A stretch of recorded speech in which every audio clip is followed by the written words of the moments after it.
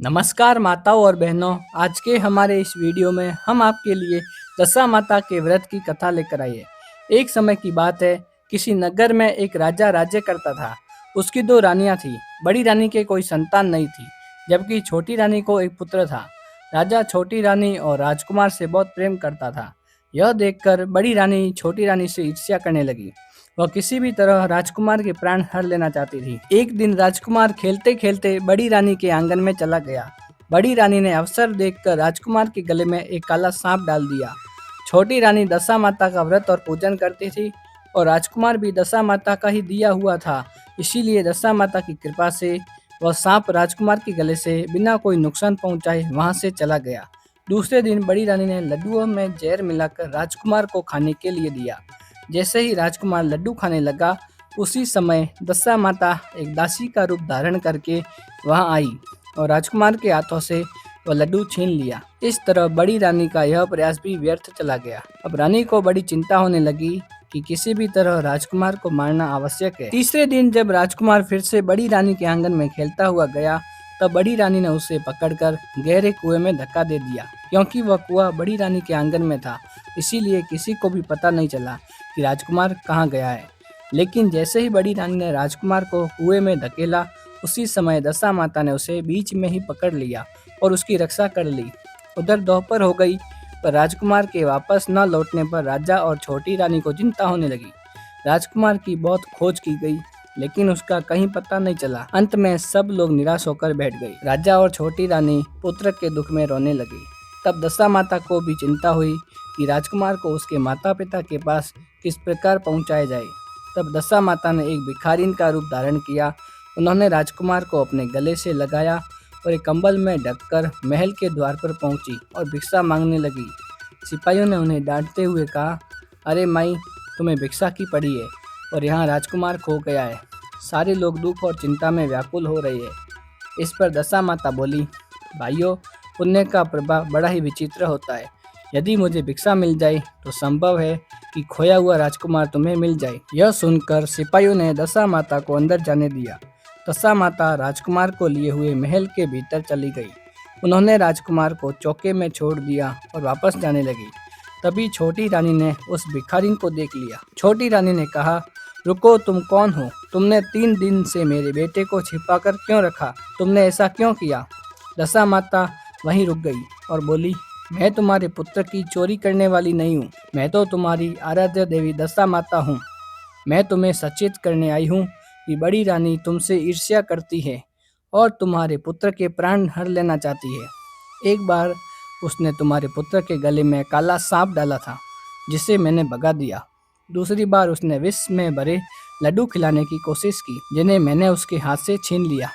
और इस बार उसने तुम्हारे पुत्र को अपने आंगन के कुएं में धकेल दिया था, जहाँ से मैंने इसे बीच में ही पकड़कर इसकी रक्षा करी। इस समय मैं भिखारिन के वेश में तुम्हें सचेत करने आई हूँ। यह सुनते ही छोटी रानी दशा माता के चरणों में गिर पड़ी और माफ़ी मांगने लगी। छोटी रानी विनती करते हुए बोली, माता, आपने मुझ पर बड़ी ही कृपा की है और मुझे दर्शन दिए है। मेरी इच्छा है कि आप सदा इस महल में निवास करें। मैं आपकी सेवा और पूजा अवश्य करूंगी। इस पर दशा माता बोली, मैं किसी के घर में निवास नहीं करती। जो श्रद्धा और भक्ति भाव से मेरा ध्यान और स्मरण करता है, मैं उसके हृदय में निवास करती हूँ। तुम्हें मेरे साक्षात दर्शन हुए, इसलिए तुम सौभाग्यवती स्त्रियों को बुलाकर उनका यथाविधि आदर सत्कार करो और उन्हें भोजन कराओ। साथ ही नगर में ढिंढोरा पिटवा दो कि सभी लोग मेरा डोरा ले और व्रत करें। इतना कहकर दशा माता अंतर्ध्यान हो गई। रानी ने अपने राज्य की सभी सौभाग्यवती स्त्रियों को निमंत्रण देकर बुलवाया। उन्हें उपटन, आभूषण, श्रृंगार का सामान आदि सब कुछ देकर विधि पूर्वक सेवा की और भोजन करवाया। इसके बाद उन्हें दक्षिणा और गहने देकर विदा किया। फिर रानी ने पूरे राज्य में ढिंढोरा पिटवा दिया कि अब से सभी लोग दशा माता का 9 दिनों तक डोरा ले और 10वें दिन उस डोरे का विसर्जन करे। ये थी दशा माता की कहानी। अब गणेश जी भगवान की कहानी शुरू करते हैं। एक नगर में एक मालिन, फूल बेचने वाली स्त्री रहती थी। उसके पति का बीमारी के कारण देहांत हो चुका था। उसका एक छोटा सा 4-5 साल का बेटा था। वही उसके जीवन का एकमात्र सहारा था। मालिन की सास बहुत कठोर स्वभाव की थी। वह अपनी बहू को हर समय ताने देती और कहती, कलंकिनी, तूने ही मेरे बेटे को खा लिया। बेचारी बहू दिन रात मेहनत करती, सास की सेवा करती, लेकिन फिर भी उसकी सास के मुख से उसके लिए कभी भी प्रेम का एक शब्द नहीं निकलता था। बहू की दुख भरी स्थिति देखकर भी सास को कभी दया नहीं आती थी। वह हमेशा उससे झगड़ा करती और उससे तरह तरह की परेशानियां देती। बहू सब कुछ सहन करती पर कभी भी पलट कर कुछ नहीं कहती थी। एक दिन गुस्से में आकर उस बुढ़ी सास ने अपनी बहू और छोटे से पोते को घर से निकाल दिया। बेचारी माँ अपने छोटे से बेटे को लेकर रोती रोती घर से निकल गई। चलते चलते वे दोनों जंगल में पहुंच गए। वहां एक बड़े से पेड़ के नीचे बैठकर रोने लगे। उस पेड़ से थोड़ी ही दूर पर भगवान गणेश जी का एक मंदिर था। वहां प्रतिदिन बहुत से भक्त दर्शन करने आते थे, पूजा करते थे और प्रसाद चढ़ाकर लोगों में बांटते थे। मालिन अपने बेटे को लेकर उसी मंदिर में गई। वहां खड़ी होकर उसने हाथ जोड़कर भगवान गणेश जी से प्रार्थना की, हे गणेश जी महाराज, मुझसे ऐसी कौन सी गलती हो गई कि मुझे इतना बड़ा दुख मिला। पहले मेरे पति को मुझसे छीन लिया और अब मुझे घर से भी निकाल दिया गया। मैं अपने इस छोटे से बेटे के साथ कहाँ जाऊँ। प्रभु, अब आप ही हमारा सहारा है। यह कहकर माँ बेटा मंदिर के बाहर बैठ गई। भक्तों द्वारा बांटा गया प्रसाद खाकर वे अपना गुजारा करने लगे। सुबह शाम वे दोनों ही भगवान गणेश जी की पूजा करने लगे। एक दिन उनके मन में विचार आया कि क्यों ना जंगल से फूल लाकर मंदिर के पास बेचे जाए।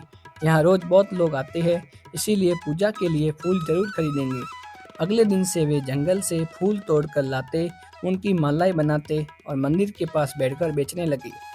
भक्त उनसे फूल खरीदते और बदले में कुछ पैसे देते। धीरे धीरे उनके पास कुछ पैसे इकट्ठे हो गए। उन पैसों से उन्होंने पूजा का सामान और प्रसाद भी बेचना शुरू कर दिया।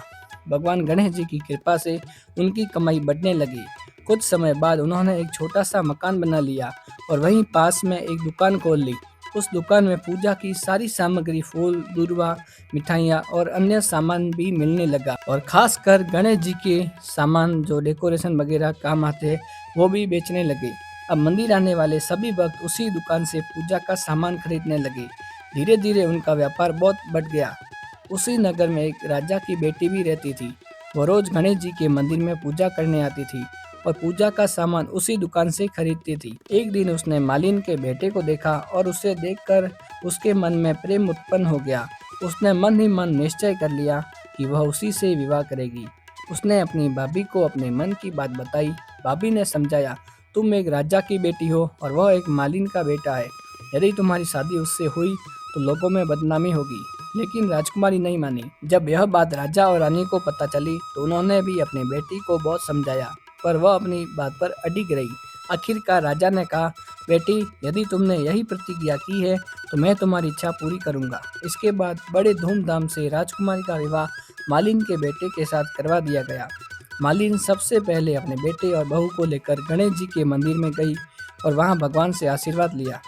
इसके बाद पूरे नगर में यह बात फैल गई कि गणेश जी की सच्चे मन से पूजा करने से भी सभी दुख दूर हो जाते हैं। उधर जिस दिन मालिन की सास ने बहू और पोते को घर से निकाला था, उसी दिन से उसके घर की सुख समृद्धि खत्म हो गई। धीरे धीरे उसका सारा धन समाप्त हो गया और वह बहुत गरीब होने लग गई। एक समय ऐसा भी आया कि उसे 2 वक्त का भोजन भी नसीब नहीं होता था। गांव के लोग भी उसे कहते, तूने अपनी बेचारी बहू और पोते को घर से निकाल दिया था, यह उसी कर्म का फल है। यह सुनकर बुढ़ी सास को अपने किए पर बहुत पछतावा हुआ। एक दिन वह रोती रोती गांव छोड़कर निकल पड़ी और चलते चलते उसी गणेश मंदिर के पास पहुंच गई। वहां उसने मालिन के बेटे से कहा, बेटा, मैं कई दिनों से भूखी हूँ, मुझे 2 वक्त का खाना दे दो, बदले में मैं तुम्हारा काम कर दूंगी। लड़के को उस बुढ़ी औरत पर दया आ गई और उसने उसे काम पर रख लिया। उसने अपनी दादी को पहचाना नहीं। शाम को जब मालिन घर आई तो उसने अपनी सास को पहचान लिया और आश्चर्य से बोली, सासू माँ, आप यहाँ कैसे? बुढ़ी सास ने रोते हुए कहा, बेटा, मुझसे बहुत बड़ी गलती हो गई। मैंने तुम्हें घर से निकालकर बहुत बड़ा पाप किया, उसी का फल मैं भोग रही हूँ। तब बहू ने विनम्रता से कहा, माँ जी, जो हुआ उसे भूल जाइए, यह घर आपका ही है। अब आप हमारे साथ रहिए और अपने पोते का सुख देखिए। बहू के प्रेम और विनम्रता को देखकर बुढ़ी सास की आंखों से आंसू बहने लगे। उसने मन ही मन भगवान गणेश को धन्यवाद दिया। हे गणेश जी महाराज, जैसे आपने उस मालिन का जीवन सुख और समृद्धि से भर दिया, वैसे ही अपने सभी भक्तों के जीवन में सुख शांति प्रदान करे। जो भी इस कथा को श्रद्धा से सुनता है या कहता है, उन सभी की मनोकामनाएं पूर्ण करना। बोलिए गणेश जी भगवान की जय।